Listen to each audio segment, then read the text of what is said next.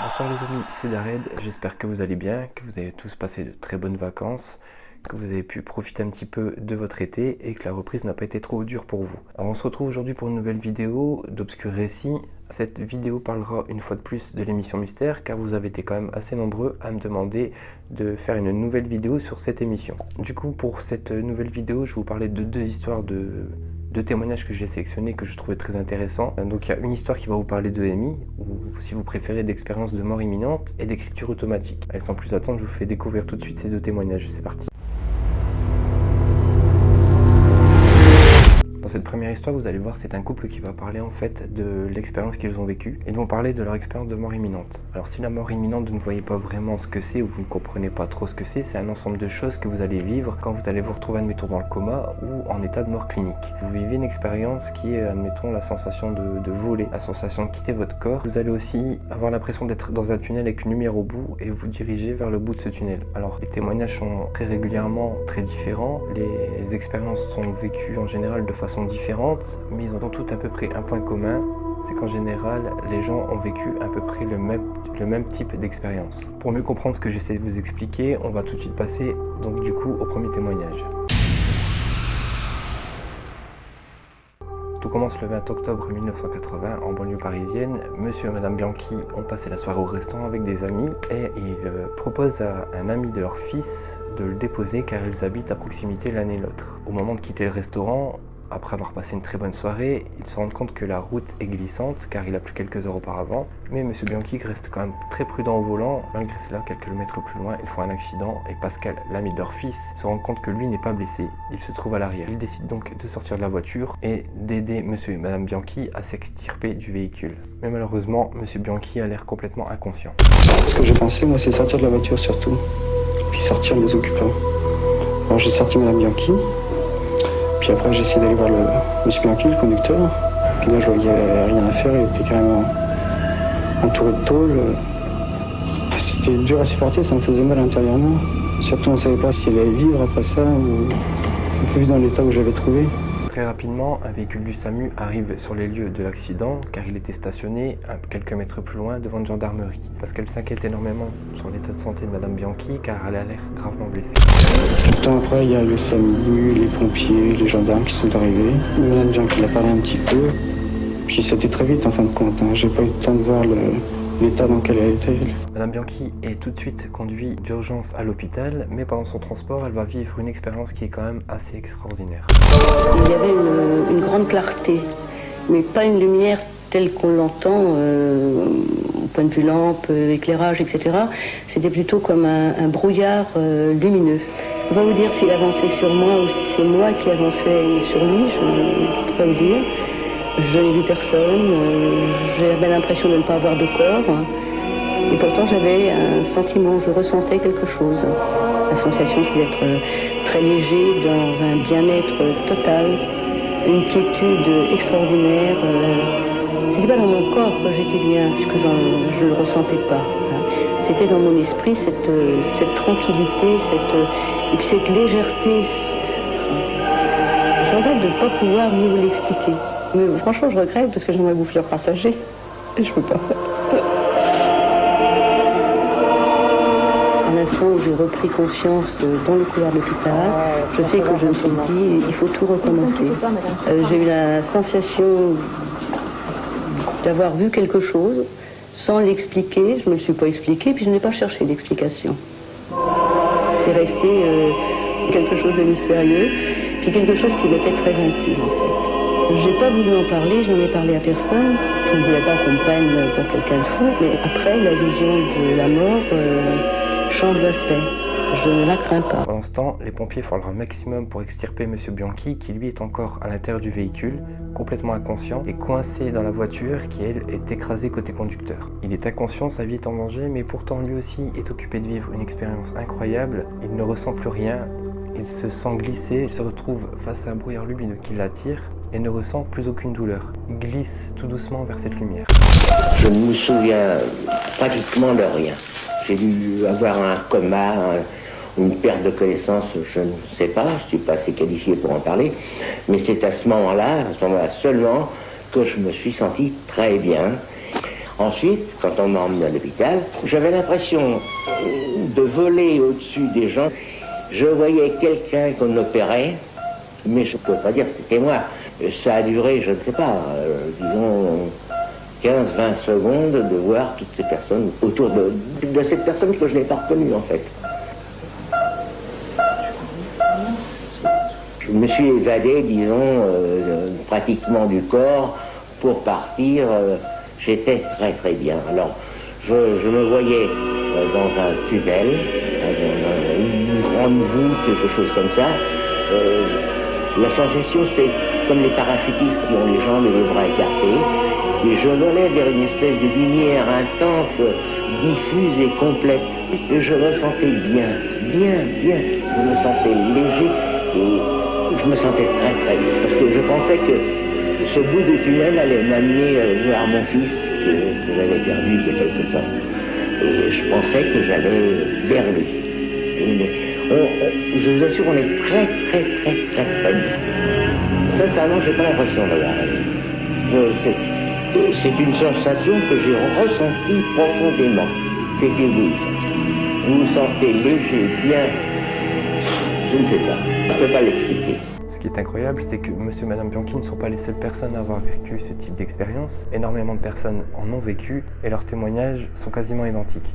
Les époux Bianchi ont vécu une sortie du corps, le passage dans un tunnel, la perception de lumière, la présence, la vibration de cette lumière. Ceci, ce sont les caractéristiques les plus communes et je pourrais dire essentielles de l'expérience au seuil de la mort. Tout comme M. Bianchi, un nombre important de personnes sont sorties de leur corps, sont allées la plupart du temps au plafond et observent ce qui se passe dans l'environnement immédiat, c'est-à-dire la salle de réanimation. De nombreux médecins s'intéressent de plus en plus à ce mystère car les témoignages sont de plus en plus nombreux. Les époux Bianchi ont vécu un traumatisme grave et ils relèvent et révèlent une expérience intéressante, troublante. Il s'agit d'avoir une attitude pragmatique, il s'agit d'avoir une attitude de recherche afin ensuite de pouvoir modifier notre attitude et notre comportement de médecin vis-à-vis de ses patients. Comment peut-on expliquer ces expériences? Est-ce que ce serait tout simplement notre cerveau qui crée cet état ou est-ce que ce serait vraiment un voyage dans l'au-delà? Personne ne peut réellement y répondre, mais pour les personnes qui ont vécu cette expérience, la vie après cela ne sera plus du tout pareille. Au moment où je me suis réveillé, j'étais donc en réanimation. Je n'étais pas tellement content en fait. Et j'ai même dit, je crois c'était la surveillante, j'ai dit vous auriez dû me laisser où j'étais tellement bien que vous auriez dû me laisser où j'étais. C'est difficile à expliquer avec des mots de tous les jours parce que c'est une sensation que l'on n'éprouve pas, j'allais dire, ici, dans notre environnement. C'est un bien-être extraordinaire. On se sent très léger et excessivement bien, mais vraiment très bien. 3 mois après cet accident, madame Bianchi se remet tout doucement de ses blessures et elle rend régulièrement visite à son mari qui lui est encore hospitalisé car sa rééducation est très difficile. Elle s'inquiète énormément pour son état de santé et il a de multiples fractures. Et à chaque fois qu'elle pénètre dans la pièce, elle revoit l'accident qu'ils ont vécu. David, mon mari, a été opéré plusieurs fois, donc j'allais le voir régulièrement à la maison de rééducation.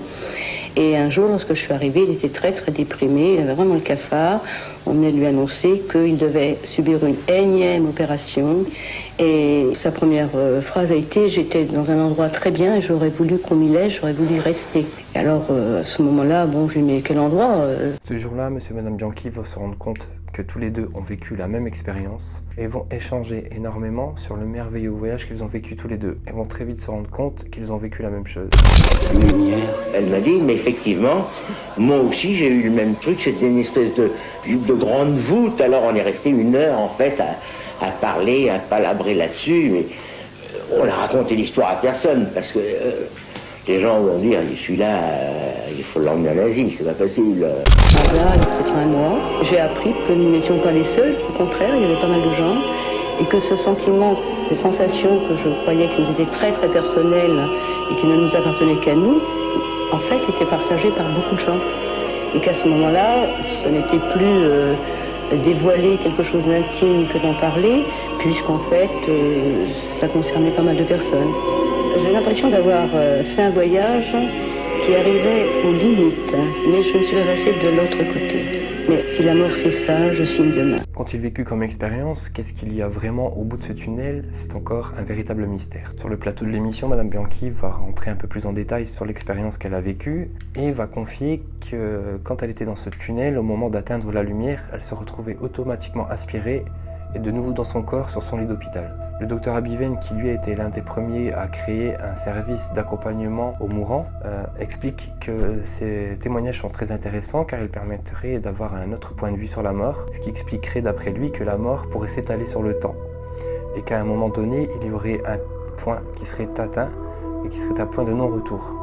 Malheureusement, personne ne peut en témoigner. Il confie aussi que quand certains patients mourants qui ont peur de la mort sont très angoissés, il essaie de les rassurer au maximum en expliquant et en parlant des témoignages d'EMI qu'il connaît. L'anthropologue Madame Mercier, quant à elle, donne son avis en expliquant que ce ne serait pas le cerveau qui crée bien sûr cet état, mais qu'il y a bien une sortie du corps, un voyage dans l'au-delà. Et que d'après ses constatations, la plupart des gens qui ont vécu ces expériences déclencheraient des dons de clairvoyance, de médiumnité et même de guérison, et bien d'autres encore. J'ai trouvé ce sujet très intéressant car beaucoup d'entre nous s'intéressent énormément sur la mort et voudraient savoir comment cela se passe, comment on peut vivre ça. Et si certains d'entre vous auraient vécu une expérience de mort imminente ou dans votre entourage, des choses comme ça, n'hésitez pas à en parler en commentaire. Je trouverais ça très intéressant pour moi d'en échanger avec vous. Dans ce deuxième témoignage, je vais vous parler d'écriture automatique. L'écriture automatique, c'est un exercice qui a été décrit par Alan Kardec au 19e siècle, en même temps que l'apparition du spiritisme. Cela consiste tout simplement à entrer en communication avec un défunt ou alors avec un esprit désincarné. Les personnes qui décident de tenter cette expérience vont recevoir en général des messages ou des instructions. Il faut savoir qu'il y a de plus en plus de personnes qui tentent cette expérience et principalement et généralement surtout des gens qui ont perdu quelqu'un de proche ou tout simplement des gens qui voudraient avoir des messages de l'au-delà. Pour mieux comprendre ce que je vous explique, on va tout de suite passer au deuxième témoignage. Madame Lyonnais a perdu il y a 10 ans sa fille de 16 ans Isabelle qui était atteinte d'une leucémie. Malgré le temps, elle a énormément de mal à passer à autre chose. Elle le vit très mal. Elle se rend très régulièrement dans la chambre de sa fille où toutes ses affaires sont encore comme si elles étaient telles quelles. Quand Isabelle est partie, tout d'abord j'ai vécu dans une sorte d'état second. Et puis un jour je me suis réveillée. Et alors là ça a été atroce. J'ai réalisé qu'elle était vraiment partie et qu'elle ne reviendrait pas. Alors ça a été vraiment le désespoir le plus total, la révolte, enfin, tout ce que vous pouvez imaginer.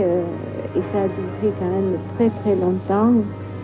Et des souffrances vraiment terribles parce que perdre une fille unique à 16 ans, c'est monstrueux. Enfin, au départ, je jugeais que c'était monstrueux. Quelque chose d'incroyable va pourtant se passer et l'aider à surmonter cette dure épreuve, tout simplement par le biais d'un livre qu'une amie va lui prêter et dont elle lui parle très souvent. Je crois que beaucoup de ces lectures lui ont permis progressivement de mieux comprendre ce qui se passait à l'intérieur d'elle-même et ce qui pouvait se continuer dans une relation étroite avec sa fille, qui, j'allais dire, à la fin de sa vie, était comme passée à l'intérieur d'elle-même. Elle faisait une symbiose telle qu'il y avait une communication tellement étroite, infraverbale, sans besoin de mots, qui faisait que l'une et l'autre étaient ensemble. Madame Lyonnais n'a jamais vraiment été très intéressée par le paranormal, et pourtant ses amis lui parlent très régulièrement d'une médium, Madame Hélène Bouvier. Je rencontrais tellement de personnes qui me parlaient d'elle, qui m'ont prêté les livres. Pour moi, c'était bizarre. Je dis, il faut que j'essaie de la rencontrer. Madame Hélène Bouvier est très connue à cette époque car elle vit très simplement. Le peu d'argent qu'elle gagne, elle le verse directement aux orphelins. Elle a commencé à me parler, mais alors elle m'a parlé pendant 2 heures. Et puis elle m'a parlé d'Isabelle, elle me dit, mais votre fille est à peine dégagée la première fois. Alors là, je ne comprenais pas du tout ce que ça voulait dire. Mais vous verrez, vous avez chez vous, vous aurez des signes de votre fille parce que elle veut absolument vous contacter. Alors vous avez chez vous un cadre posé sur une table basse. La médium va donc discuter avec Madame Lyonnais et lui expliquer que sa fille veut entrer en communication avec elle et que pour cela, elle fera tomber à plat un portrait d'elle-même. Quelques jours plus tard, Madame Lyonnais va constater que le portrait de sa fille est bien à plat. Je me suis dit, tiens, c'est ce qu'elle m'avait dit. Mais comme je doutais encore beaucoup, aussitôt j'ai rationalisé en disant oui, ben ça c'est un courant d'air. Et j'ai décidé de rencontrer Hélène Mauvier une deuxième fois. Et là, elle me dit, vous avez le piano d'Isabelle avec un tabouret. Eh bien, laissez la poussière se déposer sur le tabouret, n'y touchez pas, et vous verrez un jour, il n'y aura plus un grain de poussière sur le tabouret. Et là, alors vraiment, j'ai vu le tabouret absolument lisse, sans un grain de poussière. Là, j'avoue que j'ai eu un choc très fort. Et puis, il me dit, quand vous êtes au calme le soir, prenez une feuille, prenez un crayon, laissez votre main très libre, essayez, et vous verrez, votre fille se manifestera. Chaque soir, Madame Lyonnais va s'installer à table avec le nécessaire pour entrer en communication avec sa fille. Elle va à chaque fois, chaque soir, attendre désespérément un message de sa fille pendant plusieurs semaines et elle n'osera pas en parler à ses amis. Pourtant, un soir... Je n'osais pas en parler parce que je me suis posé des tas de questions en me disant que c'était mon subconscient, que c'était mon inconscient, que c'était mon désir de retrouver Isabelle. Et je demandais aux gens qui m'entouraient, si vous trouvez que j'ai un comportement bizarre, surtout dites-le moi, parce que j'avais peur de devenir folle pratiquement. Qu'est-ce qui vous amène D'abord, Je n'ai pas cru folle, Madame Lyonnais, car il n'y avait aucun élément de folie dans son discours. C'était quelqu'un uniquement empêtré dans sa douleur. Elle doutait, elle pensait que cette écriture, c'était quelque chose de son subconscient qui se traduisait en mots, en écriture. Elle ne croyait pas que ça pouvait venir d'ailleurs. Elle ne sentait pas, elle ne croyait pas la présence de sa fille dans sa vie. Petit à petit, au bout de 2 ans, elle va finalement y croire, car les messages qu'elle reçoit sont de plus en plus précis, les mots et les textes s'améliorent de jour en jour, et les lettres se transforment peu à peu, et avec le temps, en textes spirituels et philosophiques. Je pense que ce phénomène s'est imposé de telle manière qu'elle s'est sentie peut-être plus heureuse, mieux dans sa peau, et qu'à un certain moment, elle a accepté cela comme une solution définitive. En sachant que jusqu'à sa mort, elle va recevoir des lettres de sa fille, qu'elle écrit, elle, en réalité, parce que rien ne prouve que ces lettres sont dictées, évidemment, par sa fille. Et c'est là que le problème se pose. Et plus les gens ont souffert d'un certain passé ou d'un certain présent, plus ils vont essayer de retrouver ce qu'ils ont pu être et les souvenirs des êtres qu'ils ont aimés. Madame Lyonnais est sûre certain qu'il s'agit de sa fille. Elle va donc décider de rassembler toutes ces lettres dans un livre. Monsieur Sermonte va découvrir ce livre et sera très intéressé par son contenu, car lui aussi a perdu un être cher il y a peu, sa femme Pascale, âgée de 28 ans. Il décide donc de rentrer en contact avec Madame Lyonnais. Quand je suis arrivé chez elle, nous avons beaucoup parlé, bien sûr. Je lui ai parlé de Pascale, qu'elle ne connaissait pas. Elle m'a parlé d'Isabelle, que je connaissais un peu mieux grâce à son livre. Et je l'ai vu tout d'un coup se lever. Et c'était extraordinaire, parce que vraiment, alors là, pour la première fois de ma vie, j'ai vu quelqu'un qui recevait un message de l'au-delà. Sa main filait sur le papier à toute vitesse. Elle a écrit 2 pages environ, puis point final, elle s'est levée, elle m'a attendu le message. C'était un message de sa fille. Monsieur Sermonte ne croit pas du tout à ce que Madame Lyonnais lui explique. Il décide donc de la tester. Ensuite, j'ai voulu tendre un piège à Anne-Marie Lyonnais. Comme je collectionne des boîtes à musique, je lui ai téléphoné en disant « Anne-Marie, une boîte à musique s'est mise en marche chez moi sans que je la touche. Est-ce que vous pouvez demander si c'est Isabelle qui est à l'origine de ce phénomène ?» 2 jours après, nous recevons un message et Isabelle me dit « Pour la boîte à musique, Jean-Paul, ne t'inquiète pas, c'est bien nous et bientôt tu vas comprendre. » Et je me disais « Mais pourquoi insiste-t-elle tant puisque c'est flagrant, elle se trompait ?» J'avais tout inventé. 3 jours plus tard, quelque chose va se passer. Au moment de nourrir son chien, il a une drôle de sensation. Et d'un seul coup, une boîte à musique se met en route. Là, il m'a fallu très longtemps avant d'accepter. Et puis, je dois avouer que là, j'ai rendu les armes parce que non seulement il y a des preuves, mais il y a des choses dont je ne peux pas parler parce que c'est intuitif.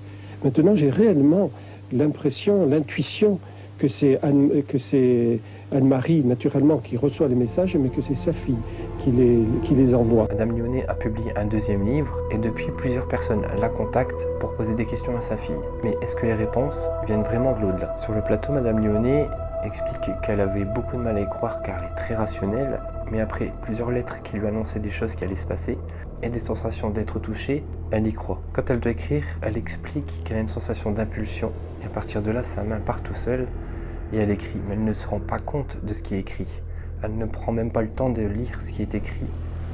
Elle décide donc, une fois que l'écriture est finie, de laisser le texte de côté, d'aller se reposer car c'est très fatigant pour elle, et de lire la lettre le lendemain où elle prend connaissance du contenu de la lettre, avec lesquels des fois elle n'est pas d'accord. Elle a récemment écrit une lettre où elle explique comment nous devrions vivre et met en garde sur les pratiques du spiritisme, comme le Ouija, les tables tournantes, qui sont des choses très dangereuses, mais que Madame Lyonnais ne pratique pas du tout. Et que par contre, sa mission est d'informer les gens à travers ses livres. Le psychiatre M. Courbin explique que le discours de Madame Lyonnais était très répandu au XIXe siècle. Par exemple, un des frères Flammarion avait écrit un livre sur la façon de communiquer avec l'au-delà, mais qui n'avait pas du tout été critiqué, bien au contraire, il avait été pris au sérieux, car c'était un scientifique très renommé. Madame Lantraud, écrivaine, elle a vécu à peu près la même chose. Pendant une séance avec une médium, elle va entrer en contact avec son père, qui va lui indiquer des choses à faire et des documents à récupérer dans l'ancienne maison où ils habitaient. Monsieur Sermonde continue à être en contact régulièrement avec Madame Lyonnais. Il explique qu'au début, il ne croyait pas du tout à ce type d'expérience, ce type de phénomène, mais que depuis qu'il a bien reçu la preuve, il y croit très fortement. Il est très régulièrement en contact avec Madame Lyonnais et reçoit très régulièrement des nouvelles de sa femme par le biais de Madame Lyonnais. Il dit donc qu'il est persuadé que certaines personnes peuvent communiquer avec des personnes décédées. Il est persuadé maintenant qu'il y a bien une vie après la mort et qu'il y a des gens qui ont la capacité de pouvoir communiquer avec les personnes qui sont décédées. Madame Lyonnais continuera tout au long de sa vie à communiquer avec sa fille Isabelle. Elle écrira plusieurs livres, elle sera même invitée sur plusieurs plateaux télé, radio, un peu partout dans le monde. Et elle expliquera, comme dans ses livres, comment nous devrions mieux vivre. Elle continuera sa mission jusqu'au bout. Madame Anne-Marie Lyonnais rejoindra sa fille le 21 août 2018. Les amis, j'espère que cette vidéo vous a plu. Alors d'après vous, est-ce qu'il y a bien une vie après la mort? N'hésitez pas à me donner vos avis en commentaire, je trouverais ça très intéressant de pouvoir échanger avec vous. Et d'après vous, comment pourrions-nous continuer à communiquer avec les personnes qu'on aime? Parmi vous, certains d'entre vous auraient donc vécu l'une de ces deux expériences, l'écriture automatique ou une expérience de EMI. N'hésitez pas à en parler en commentaire, ça serait très intéressant d'avoir le vécu d'une personne qui aurait vécu ça ou de pouvoir échanger avec vous sur différents avis par rapport à ces deux témoignages. Je pense que je vais continuer d'autres vidéos sur l'émission Mystère car il y a beaucoup d'histoires très intéressantes dont j'aimerais vous parler. Sur ce les amis, si vous voulez me soutenir et soutenir la chaîne, n'hésitez pas à vous abonner, ça vous prendra 10 secondes et ça me ferait très plaisir. N'hésitez pas à me suivre aussi sur mes différents réseaux, je vous mets les liens en description. N'hésitez pas les amis à partager cette vidéo aussi aux gens qui pourraient être intéressés par ce type de contenu, ce type d'histoire, de témoignages et qui voudraient peut-être même en échanger. Sur ce les amis, je vous dis à très vite pour de prochaines vidéos. Prenez soin de vous, faites attention à vous et prenez soin aussi des personnes que vous aimez.